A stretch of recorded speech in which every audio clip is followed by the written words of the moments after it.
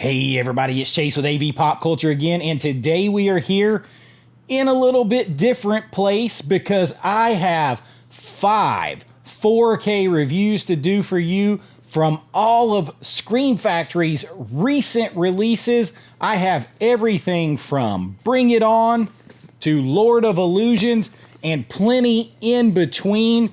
We are going to do a deep dive review of each one of these. I'm going to let you know what I think about them, whether you should pick them up, and we're going to rank them from maybe the most lacking to what I consider the best of this crop of 4Ks. So pop that tape in. I got you. Let's go do this.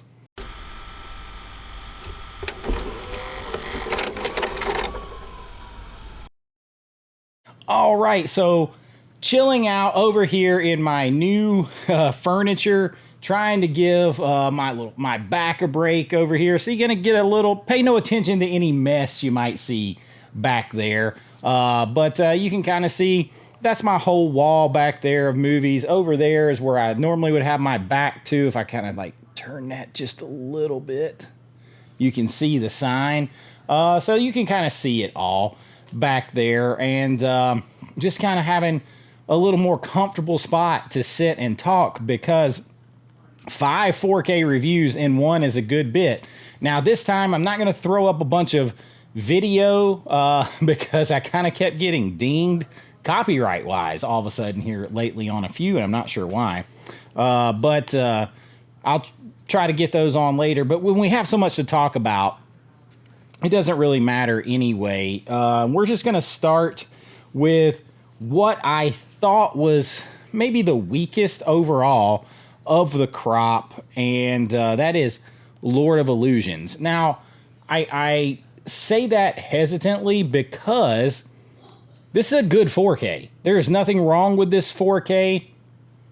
I just didn't like the movie partly as much as I remembered liking it. This is one that's kind of like on the other end. Like I'm not sure when you're going to see this video, but I got a video that I'm working on inspired by my buddy Daniel over at the Cobwebs channel about movies that maybe you didn't like to start with and they kind of grew on you and now you love them kind of thing.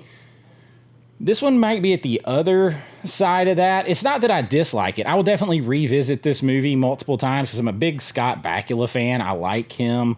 And, and overall I like Clive Barker, but it's just not my favorite movie overall. And the release is a bit light. First of all, they didn't have the Blu-ray rights. So all you have is a 4K. You don't have the Blu-ray. You don't have any reversible artwork. So you don't have any of that on here. And it is just a 4K scan from the camera negative. It doesn't say it's a full restoration, though it looked good. There's always going to be that question in your mind when it's just a scan and not a full restoration that, hey, maybe it could have looked a little bit better, but I think it looks good. I mean, it's definitely the best it's looked, right? There's no question about that. And it's a little light on features overall. It has a new featurette about the scoring of the movie with the composer. It's got a audio commentary. This looks like it's archival with Clive Barker, and it's got some deleted scenes, some vintage featurettes. Oh, it's not like a stacked release at all. It was also a little bit cheaper, so you keep that in mind. It's a few dollars cheaper. But overall, I mean, it's a solid movie. If you haven't seen it, is based on Clive Barker's book, and it's kind of more, it's not really straight up horror. It's more like a supernatural thriller. And like I said, though, I'm a Scott Bakula fan, so that kind of helps it with me. And you have Famke Janssen in here, and I always think about her. I mean, Jean Grey, right? But I don't know. This is kind of like, you don't know. It in some ways reminds me of In the Mouth of Madness. Not really, but like the concept of like, I'm trying to think how to say this. Like, is the guy crazy? Is he going mad? Is like what is he seeing? Is it, all that kind of stuff. Definitely I'll rewatch again, but like it just didn't hit for me this month and is a little bit lighter release. But if you're a fan of Clive Barker, if you're a fan of this movie, it's never looked better than this. But that is Lord of Illusions. And then next up is Abigail. I like Abigail. Fine. You got what's his nuts in here. I always say it's what's his nuts. It's that guy. Dan Stevens, who just like started popping up in everything, right? He's in this. And I mean, I do have the common problem with this movie. I should say first that the 4K looks really good, but the Blu-ray looked good. This is a digitally shot film. So if you follow me, you know how I feel about digitally shot films. They should always look pristine when they're in 4K because they were shot 4K digital or above, and they never had to be filmed out. They never had to go to they were never shot on film. They were never on a negative. They never had to be filmed out. They never had to be restored. They never had to be rescanned. They never had to have film work done to them. None of that stuff. It always existed in a digital space. So it should look good. And it looks good. The 4K looks great. It looks great. You get a little bit more vibrant colors than what I saw. I don't have the Blu-ray, but what I saw on streaming, you get a bit more vibrant colors. And you can't see if this Blu-ray is different than the other Blu-ray because the Blu-ray that is included in here is from this 4K presentation. So, and that's what it says here. And this is what it's going to say with digital. A 4K presentation from the original Elements. Well, it says Elements because it came from a digital card, DIT, digital image transfer over to a data card. That's where it was held, or some kind of hard drive from the card.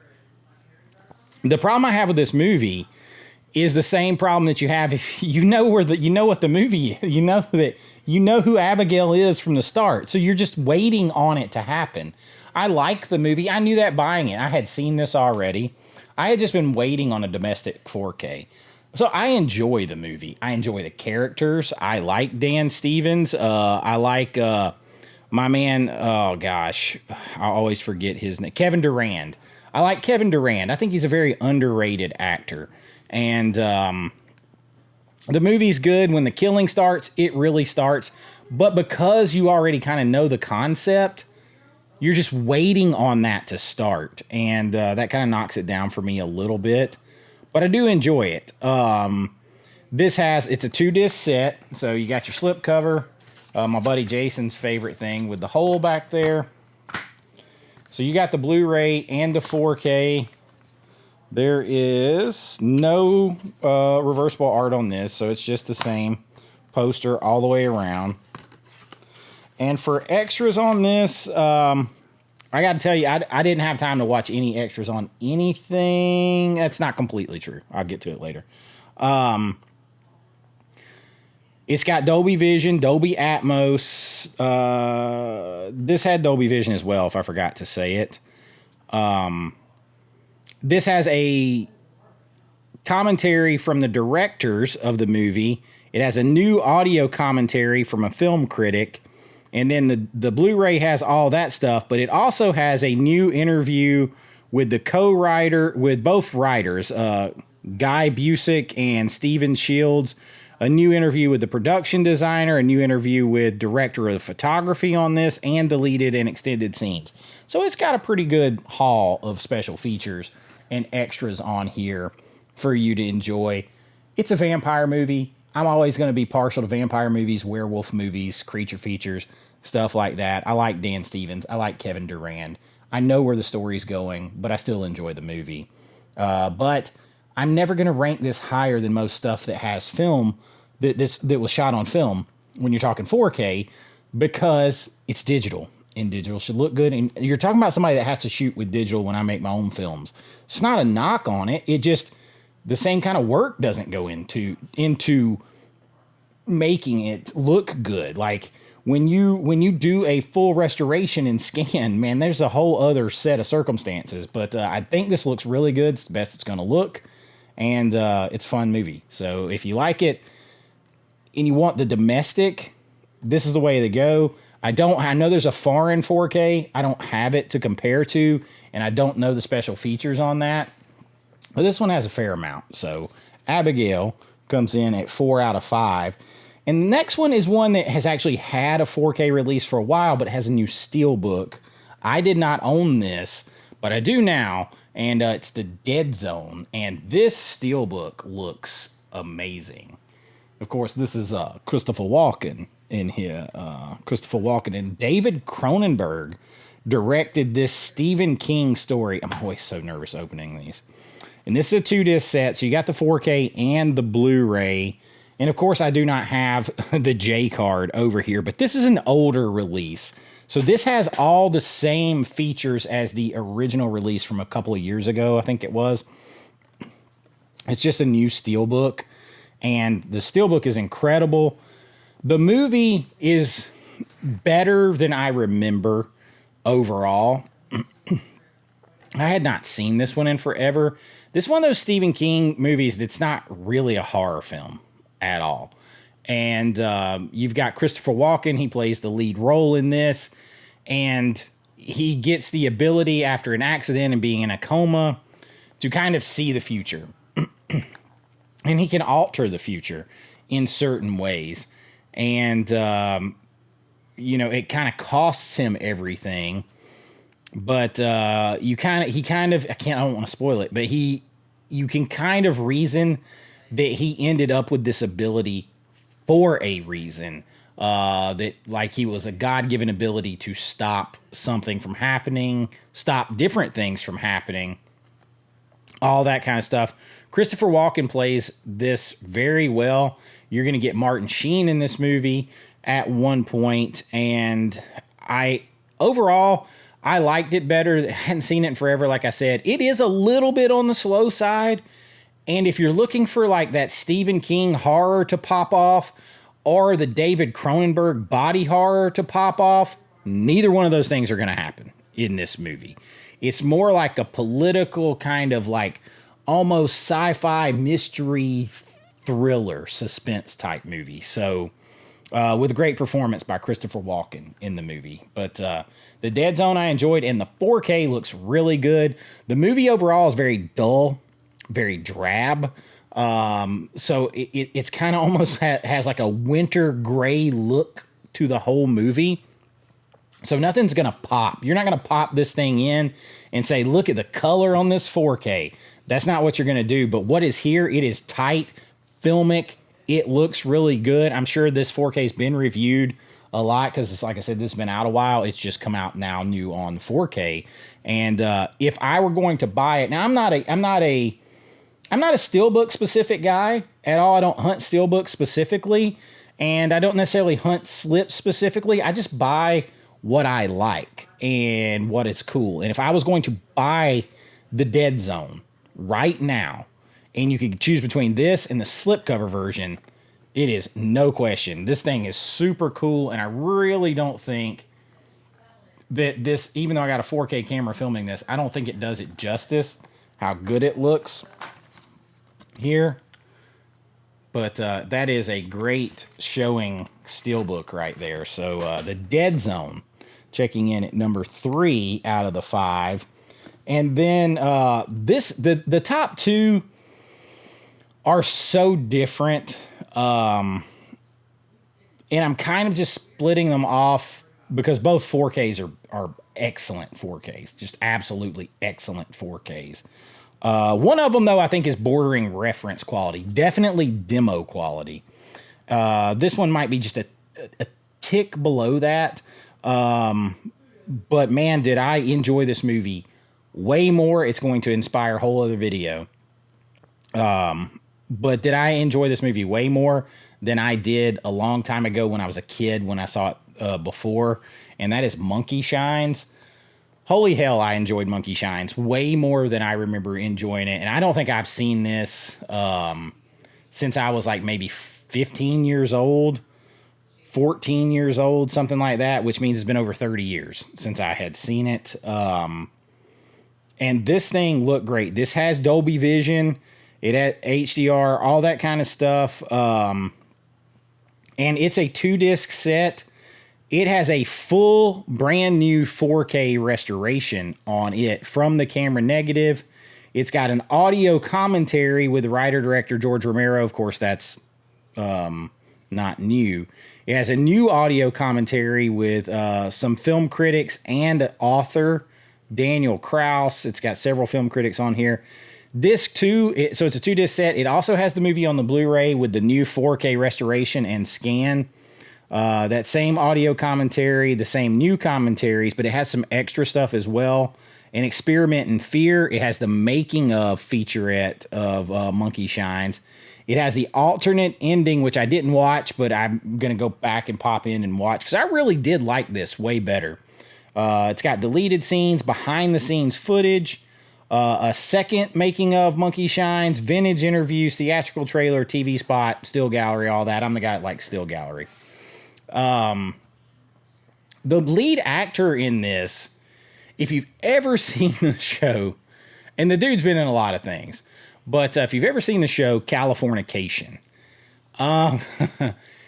he plays a professor in that show, which, I mean, that show's pretty outlandish anyway, but he plays a professor who's an alcoholic who has the penchant for going streaking and tucking things.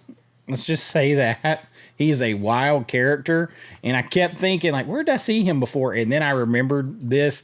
Now, this movie came out, I said I saw it last when I was 14 or 15. It was, shoot. It's also a fairly long movie. It's about an hour and 45 minutes, so it's not your standard horror, but you have George A. Romero. This is a George Romero movie. See, I'm not in my normal spot, so I can't pull anything up. And if,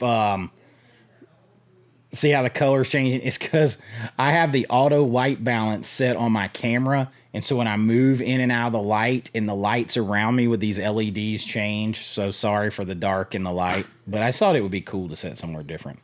That's the 2-disc set. It doesn't have reversible artwork, so it just has the classic artwork. And I don't know, like, this has a pacing to it that I enjoyed, even though it's kind of a bit longer movie. It's a little bit of a slow burn, but seeing this guy who, unfortunately, at the beginning, he's like an athletic guy.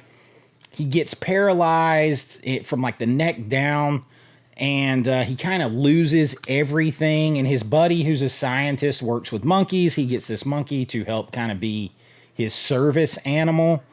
And but the monkey has been a subject of experiments to make it way smarter, but it also becomes more aggressive and basically, you know, bad monkey. And man, I think I could watch this a bunch of times over and just keep finding little things and enjoying it more as like a character study as this guy is devolving and everything. It's solid, man. It's solid. In this 4K, I haven't seen the movie in forever, but this is what Scream Factory does. I say Scream Factory and Vinegar Syndrome do the best in the business 4Ks, period. They just do. I don't care whether you like them. I don't care who your favorite is. Scream Factory and Vinegar Syndrome do the best overall 4Ks. Arrow is just a tick behind them overall. But those two do the best, and they do a lot of their stuff they do their stuff in house themselves 99% of the time. Not everybody can say that. And this is an example of one of those for an older horror movie thriller like this. If you wanted to demo that, you could demo it with this. I think it's that good. It looks good. I don't know what the Blu-ray looked like. I will say this until I'm blue in the face. I am not a Blu-ray hater. People have said that. I'm a 4K snob. No, I'm a filmmaker. I am into having the film presented in the best quality, closest to what the filmmaker intended it to look like on the day. That's never been able to be delivered to us until now. Because even back in the day when you watched a movie in the movie theater, it was a 2K cinema package. And even today, not every movie theater has a 4K projector. So you were never able to see it the way it was shot, because if it was shot on 35 millimeter, it had 5K and above most of the time resolution, just sitting there waiting to be had that you couldn't see. And now you can, and it just has that beautiful filmic look. Whereas Blu-ray is a completely digital creation, is a 100% digital creation. So it is where they took film that they already had laying around, and all they had to do was put it on a digital disc, compress it down to 1080p, and put it on a disc. That's all they had to do to it. They didn't do restoration. They didn't do any of that. And then in order to give it a perceived look of sharpness and clarity, 9 times out of 10 on a Blu-ray, they digitally sharpened, they digitally cleaned, and everybody talks about DNR. Blu-rays are the worst damn DNR culprits on the planet. They DNR'd them. They push the color on them. They push the sharpness to give them an illusion of even more resolution and clarity than they had. So it become a very digital look to film. 4Ks are much more like true film, like a true cinema experience. And that's what you get out of Monkey Shines. High recommend. Thoroughly enjoyed the movie. Thoroughly enjoyed the 4K. But number one, it's really no question, because this one pushes reference quality. It absolutely pushes reference quality, and that is Bring It On. Bring It On, Shout Factory. This is actually Shout. Shout and Scream are the same place, y'all. But this one is got Dolby Vision, HDR, and it is a new 4K restoration transfer from the 35 millimeter original camera negative, approved by the director. So you had the director involved here. It's got a new audio commentary with him. The second disc also has that same scan on it, or full restoration and scan. And then you have new features. You have the audio commentary with the director. You have the spotlight on location, the making of, Bring It On, wardrobe and makeup test, deleted scenes, extended scenes, theatrical trailer. And it is... I'm just going to tell you now, the movie, because it's cheerleaders and they're in bright costumes or, outfits, and it's a lot of daytime, all that kind of stuff, it just absolutely lends itself to looking good on 4K. Now, you could have screwed it up, but you didn't. You had the director working on there, and damn it, it shows. It's close to reference quality. If it's not, it's damn close. And then you got there, I don't think it has no reversible art on anything. They don't do that a lot, but, you have the 2-disc set, which I kind of dug. This was kind of cool. It's like the black and white artwork on here. So you got both discs. And if you haven't seen this movie, this is for its 25th anniversary, which makes me feel real old, because I had already been out of high school for a while when this came out. And, at the time, I was a big fan of, Buffy the Vampire Slayer. You have Elijah Dushku in here, who's one of the lead roles in the film. And she's actually quit acting since then. And she's become, she went and got her master's degree and is, a therapist, believe it or not. But you have Kirsten Dunst in here, and she is great in this movie as Torrance. She becomes the cheerleading captain. And it's about a cheerleading, group of girls in California. Actually, they use the same high school in this that they use in Buffy the Vampire Slayer for their high school in Sunnydale. I think it might have been the same one for 90210. I can't remember. But they have been national champion cheerleaders. She takes over, find out they've been stealing cheers. They're trying to find a way to compete. I watched this with my daughter, who just turned 13 a couple of days ago at this point. And she is a dancer, a musical performer and everything. She's never cheerleaded, but she loved this movie. We watched it together.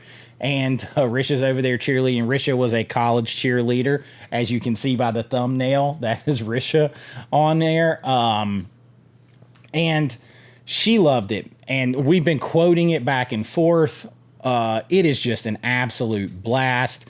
You've got the guy they hire as the choreographer who comes in and, he's saying all kinds of things like that you would never put in a movie today, like, in cheerleading, we throw people in the air. Fat people don't go as high. Think of what you ate yesterday and cut it in half. That's a diet. Our cheerleaders are just dancers who've gone retarded. He is completely off his rocker. He looks at her, the one girl, when he's evaluating all of them, and he's like, generally good musculature and tone. And then he looks at her butt and he's like, report those compliments to your ass. Me and my daughter have been quoting it back and forth to each other.